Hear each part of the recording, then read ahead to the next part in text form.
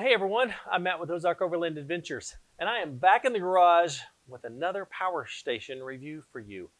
Now, with all these power station reviews that I have been doing, the one thing that I am learning is that in selecting the right power station for you, it really comes down to a balance between how big of a battery you need and how big is the package that it comes in and how much does it weigh. For example, this is the Bluetti EB70.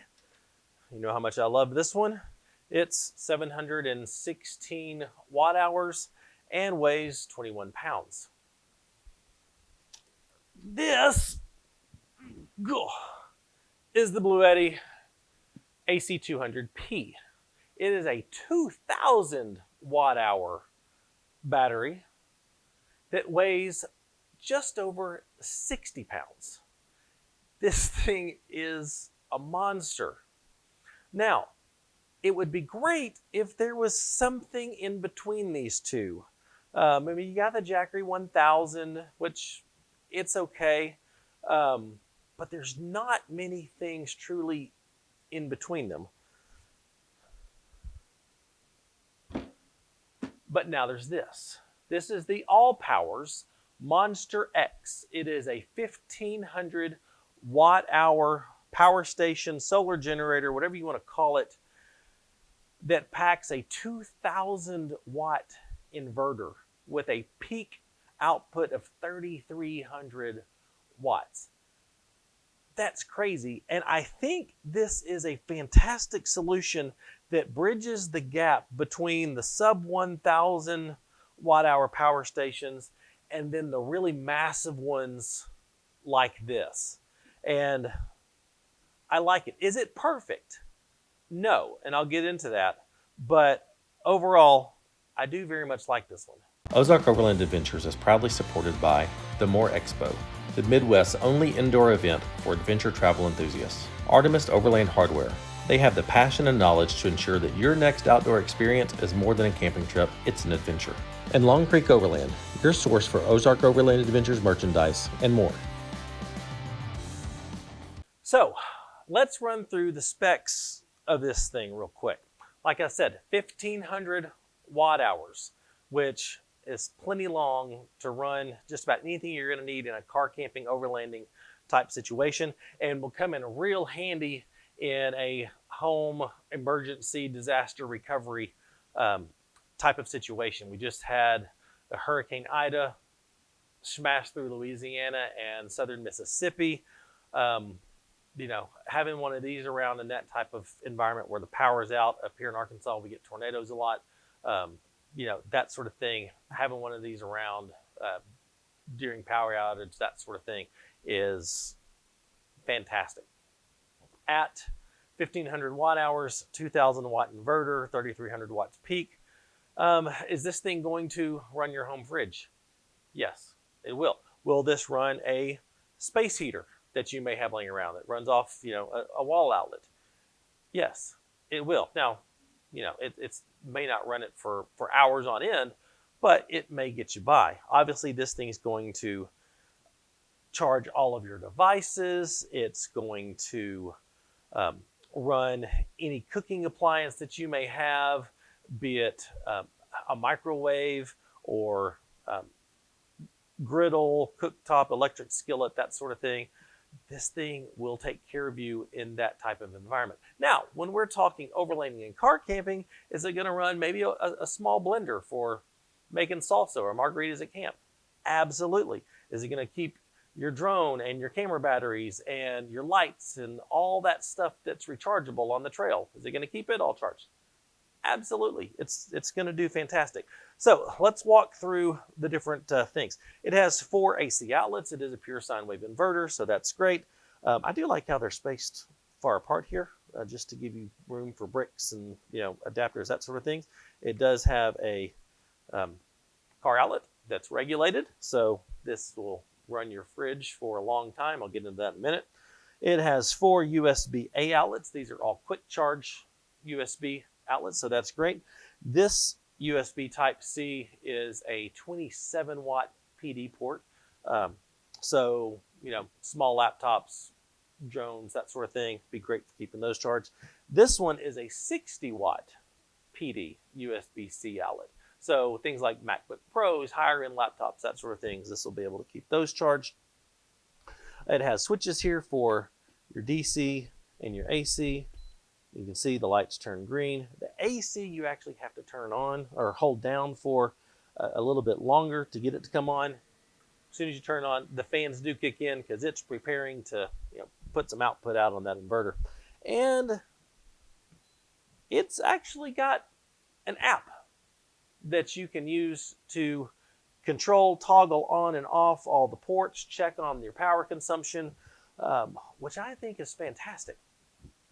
It's got a 5.5 millimeter DC input. It's got an Anderson input. And on the back is the main AC input. And it's just a great little computer style plug. You don't have to mess with a big massive brick to tote around with you this thing. All you need is the power cord.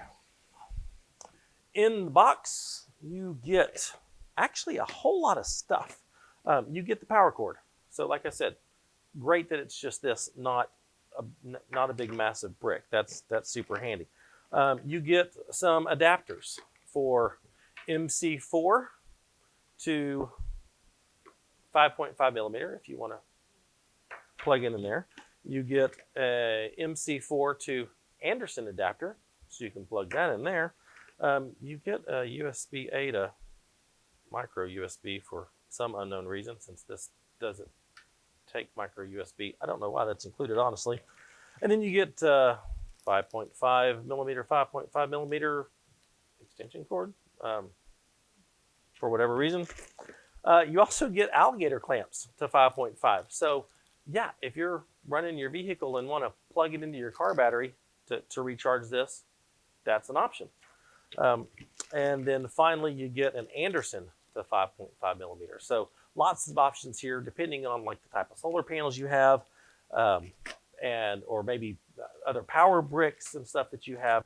There's a lot of different cables and adapters for this. Let's talk about the charging times for this thing. Plugged into AC power, it pulls roughly 400 watts, and on that alone, it can recharge this in 3.5-ish to 4 hours. That's pretty darn good, even if that's all you had. All right, let's talk solar charging on the Allpowers Monster X. I've got two of Allpowers 100 watt solar panels here. They are connected together by the parallel adapter that you also get or can get from Allpowers. Allpowers does say that it needs to be, that multiple solar panels need to be run in parallel for this, not series. And it says that this can take up to 200 watts. So two 100 watt solar panels wired in parallel. The sun is just about perfect for a summer day. Let's see what we're getting here. This is being connected with the Anderson adapter.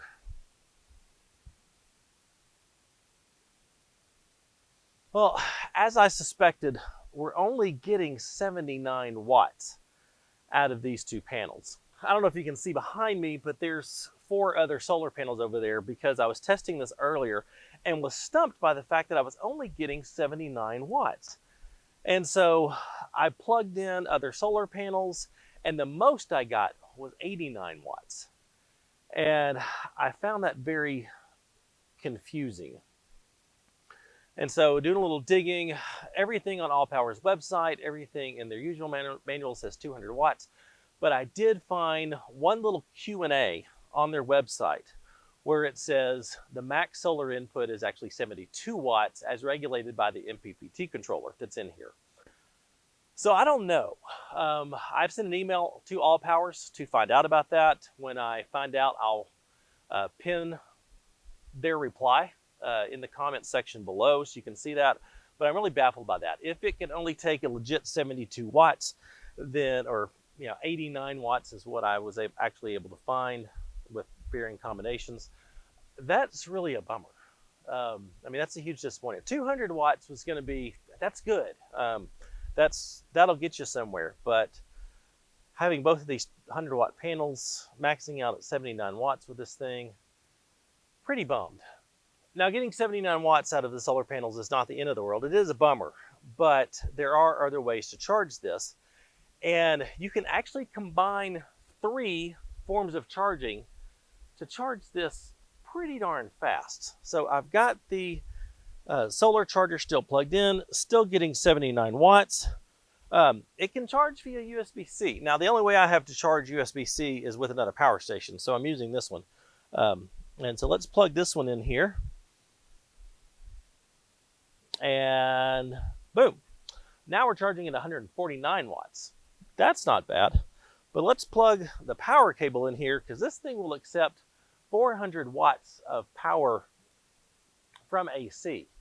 379 is what it actually reads on the thing, so very close to 400. So let's plug this in, and boom. You hear the fans kick on because it's charging a whole lot. 530 watts of power from this combination. If this thing were completely dead, we could recharge it in 3 hours. That's not bad at all. So let's talk about the app. And the app is really handy to have because say you've got this, I've got this maybe in the back seat of my Gladiator, charging some things, or maybe I've got it sitting in the bed, running the fridge. When I'm up in the front, I can just wirelessly log into this and see what's happening. Right now, I've got one of my fridges plugged into it. And as you can see, it's showing 78% life left on the battery. It's showing that I'm outputting 42 watts while the compressor's on. And my time to empty, if it was running at that rate nonstop, would be 28 hours and 28 minutes. That's pretty handy. And from the app, I can switch on the different devices. See that the AC is on there? I can turn the AC off. There it goes. I can turn the DC off. I can turn all the USB ports on and off. And it's just really handy to have. And I like the fact that they include the app and you can toggle things on and off, remotely. I do like that. I wish more people would include this. And on every power station that I review, I always want to know how long this will run a fridge, just kind of as a baseline for when I'm out on overlanding trips.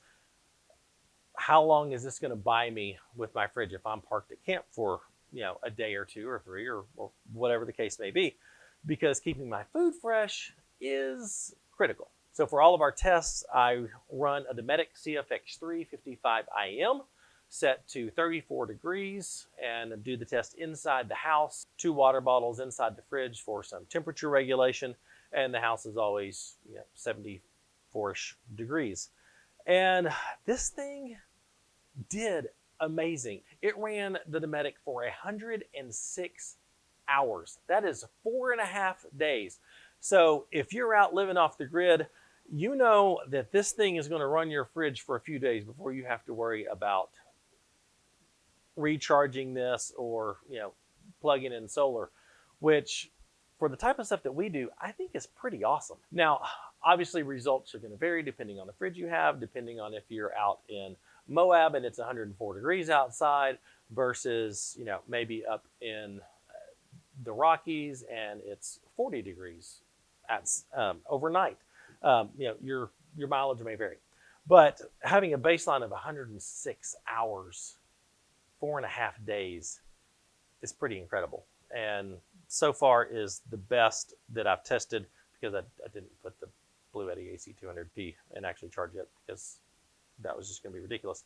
But this one is small enough and light enough that it's a legit option for throwing in your rig and using this for car camping and overlanding trips, that sort of thing. So that's why I wanted to know on this one how long it would last, and very, very pleased. It does come with an 18-month warranty, which is kind of middle of the road. I mean, some of them will give you 1 year, some of them will give you 2 years. 18 months is right in the middle. Not bad. Pricing on this is currently $18.99, which is a lot, I will say, but this thing can do a lot. So I'm not going to knock them there. But there is a coupon code down in the description for $550 off. So making this 18 what's that? 1450? Yeah, 1450. So 1450 bucks for a 1500 watt power station with a 2000 watt inverter and all these ports. That's actually not a bad deal, and I would buy that in a heartbeat. Let's talk about car charging, because they don't include a car charger to plug into your cigarette lighter, but it does work. Does it come with a car charger adapter? No, it does not. But you can pick one up, and as long as it's got, it could be USB-C or this 5.5 millimeter plug on the end, you can plug that in there and plug that in there, and we're charging at 55 watts, which is about normal for a car charger adapter.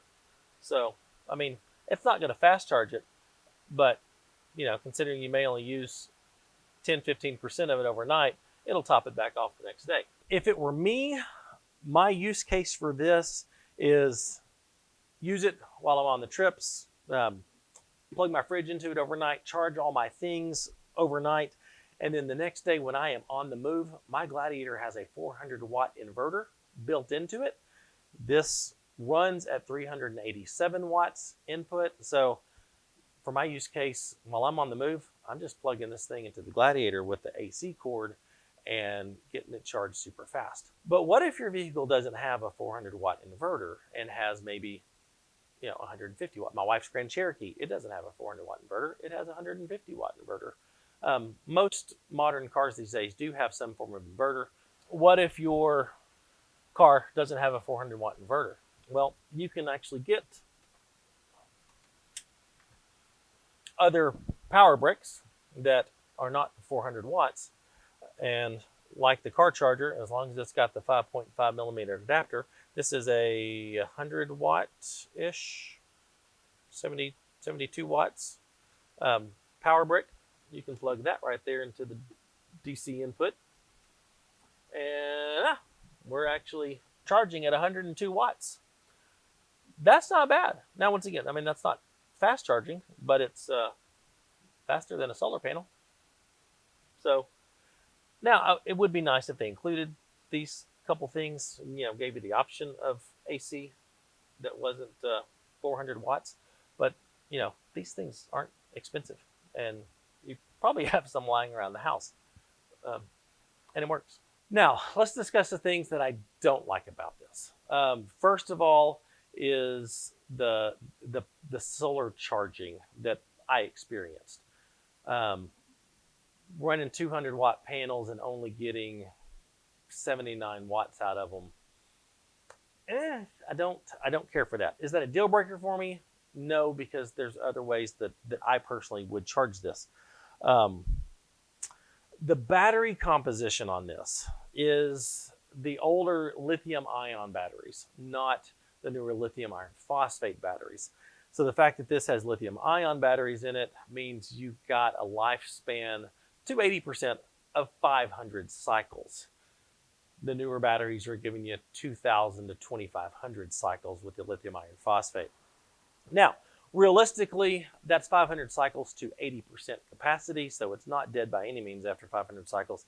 And, I mean, the way we use it, we're not using this thing every day, we're using it on trips. 500 cycles is going to last you many, many, many years. So I wish they were using lithium iron phosphate. It would make this probably quite a bit heavier, because those are heavier the way they work. So I know this was a balance between size and weight and performance. So it is what it is, but 500 cycles today is kind of meh. The other con that I think this has, I love the design. I think the design of this is great. It's very boxy. It's very robust. The handles are fantastic and give you a lot to hold on to. And it's got this nice flat spot up here. I wish they'd put a wireless charging pad up here, or maybe even two. But in 2021, having a wireless charging pad, I think is a must. I don't know why all companies don't include those. I think they actually come in really handy, but this doesn't have one, so I wish it did. We do need to discuss these solar panels. While I do very much like the size of them, they fold up nice and thin. It's a very simple 2-panel design. there are some really major flaws with these things that really Allpowers, it must have been a Friday when your guys were putting these together. Because, I mean, you got the pocket back here, which is normal, but it only Velcros with this one little bit right here, which means things can fall out of it very easily. The kickstands for these things is this, and which you put one there, and you put that there, and then obviously you put another one there, and it I mean it works, but it's super it's just super flimsy. And I like the ones where they're velcroed on the back and you just pull them out and boom, you're done. Not extra steps that I have to go through to attach these when I want to charge something.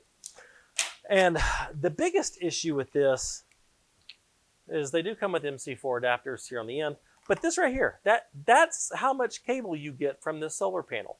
When I was doing the solar panel setup, I could barely, even having these two solar panels side by side, I could barely get these close enough to use the adapters. I mean, come on, this, really? All my other solar panels have at least 3 to 4 times this much cable. Now they do include with each solar panel the Anderson adapter or the 5.5 millimeter adapter. That's fantastic, but I mean, you put these in there and then you put that in there and then you Velcro that one thing and your stuff falls out. So a zipper, maybe a full length Velcro. They do give you different barrel adapters for different inputs. So big fan of this. Not a big fan of the solar panels. Now they are super cheap. You can get the whole kit with this and 2 of these for just $100 more than just this. So maybe that's something. But I would just go with a single 120 watt panel. They do make a 120 watt panel. I don't have it. This is a 100 watt panel. But I'd just go with a single 120 watt panel, and that's not this. Sorry, Allpowers, but not good. So I hope this was helpful. This thing is a beast, and I really like it. Value for the money once you use the coupon code. I think it's fantastic, and really, I like it a whole lot. I like the app. I like all the plugs, all the outputs that you can do with it. I like the fast charging on the AC, the multiple ways to quick charge this, and I really like it. Links in the description, coupon codes in the description. If you would like the video, if you liked it, please don't lie. Subscribe to the channel. I've got a lot more gear reviews coming out. I've got epic trips coming out. I'm leaving for Moab again in just 2 days. And by the time you're watching this, I'll be coming home from Moab. So be sure and hit that subscribe button, hit the bell icon so you can be notified. And check us out on Patreon. If you like what we're doing, consider supporting us in a very tangible way. And longcreekoverland.com is where you're going to find all of our merchandise. So be sure and check that out and get your Ozark Overland Adventures patches, stickers, shirts, soon to be hats. But anyway, thanks for watching. See you next time. Bye.